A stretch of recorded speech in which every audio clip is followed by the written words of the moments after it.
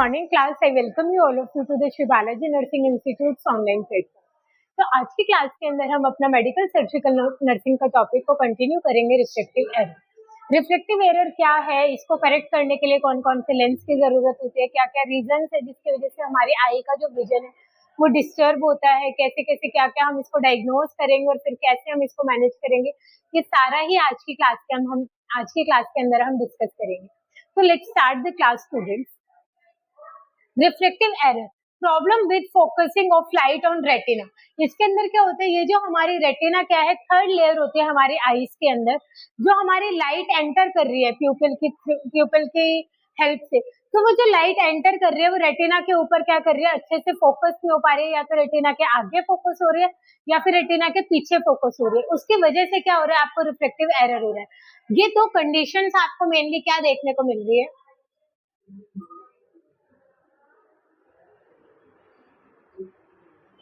ये आपकी क्या है, आई है.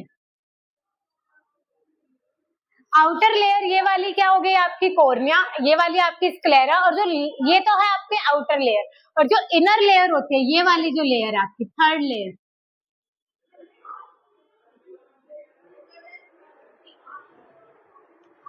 ये जो थर्ड लेयर है ये आपकी बनती है retina.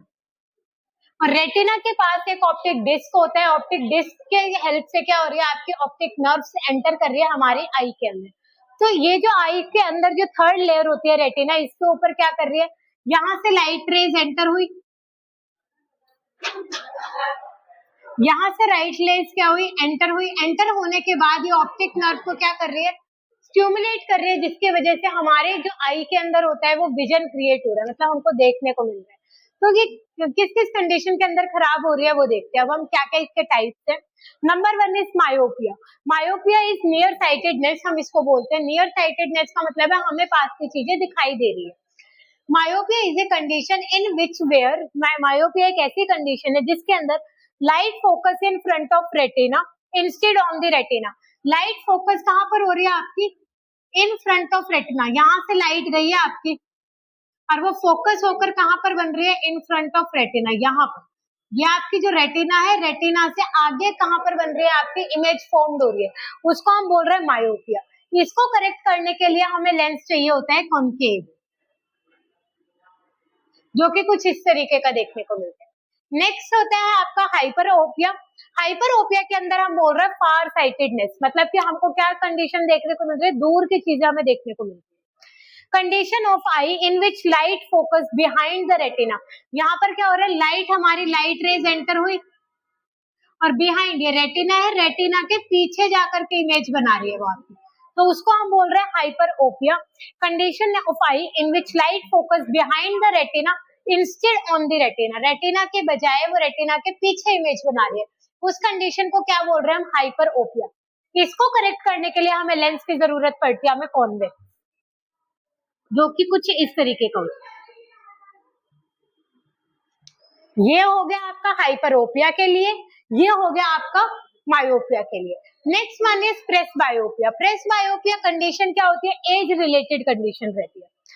Common type of vision disorder, ये एक कॉमन टाइप का विजन डिसऑर्डर होता है, जिसके अंदर क्या होता है, as per as, according to किसके हो रही है, एज के अकॉर्डिंग, कि जैसे जैसे लोगों की एज बढ़ती जा रही है उनके अंदर क्या हो रहा है, विजन की डिफॉर्मिटी हो रही है. क्यों, क्योंकि मसल्स वीक हो रही है. ये जो हमारी आई के अंदर टोटली जो मेन जो होती है वो 6 मसल्स होती है, superior rectus, inferior rectus, medial, lateral, ये सारी जो मसल्स होती है क्या हो रही है, लिटिल बिट वीक हो रही है. साथ ही साथ जितनी लाइट रेज एंटर कर रही है, जो हमारी सीलियरी बॉडी थी वो लाइट को एब्जॉर्ब कर रही है, वो प्रॉपर एब्जॉर्प्शन नहीं हो पा रहा है, उसकी वजह से क्या हो रहा है, आपको प्रेस बायोपिया देखने को मिल रहा है. Inability to focus up close, problem associated with refraction of eye. आई की रिफ्लेक्शन के अंदर क्या हो रही है, हमें प्रॉब्लम देखने को मिल रही है. तो अब हम देखते हैं क्या क्या ऐसे कॉजेज है जिसके कारण हमें देखने को मिल रहा है.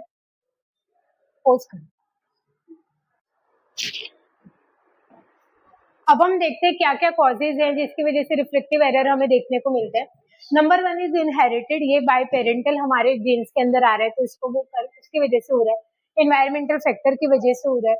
प्रीवियस आई सर्जरी, कोई आई सर्जरी हो रखी है, उसकी वजह से हमारी मसल्स क्या हो रखी है, डैमेज हो रखी है, उसकी वजह से हमको रिफ्लेक्टिव एरर देखने को मिल रहा है. प्रीवियस कॉर्नियल सर्जरी हो ऑप्टिक नर्व डैमेज की वजह से हो, एजिंग एंड इन्फेक्शन की वजह से, ये क्या है हमारे कोजेज है जिनकी वजह से हमें क्या देखने को मिल रहा है, रिफ्लेक्टिव एरर। नेक्स्ट इज क्या क्या हमें क्लिनिकल मैनिफेस्टेशन देखने को मिलेगी। सबसे पहले तो है डिप्लोपिया। डिप्लोपिया का मतलब होता है double vision. Next is headache, eye strain, ऐसा लगेगा आंखों पे कोई जोर पड़ रहा है, इस तरीके के जब भी हम किसी एक चीज पर फोकस करेंगे। आई इरिटेट हो रही है। हेजीनेस का मतलब होता है ब्लड विजन देखने को मिल रहा है, एंड एक्विंटिंग, एक जगह पर हम फोकस नहीं कर पाए। तो ये क्या क्या है हमारे क्लिनिकल मैनिफेस्टेशन है। नेक्स्ट इज डायग्नोस्टिक इवेल्युएशन, कि अभी हमें पता चल जाए कि क्या किन किन कारणों से हमारी आंख खराब हो रही है, किन किन क्या क्या अब खराब हो रही है, तो क्या क्या हमें साइन एंड सिम्टम्स देखने को मिल रहा है। लेकिन नेक्स्ट हम देखते हैं क्या क्या डायग्नोस्टिक इवेल्युएशन, हम कैसे पता लगाएंगे कि हमारी आंखें खराब हो रही है।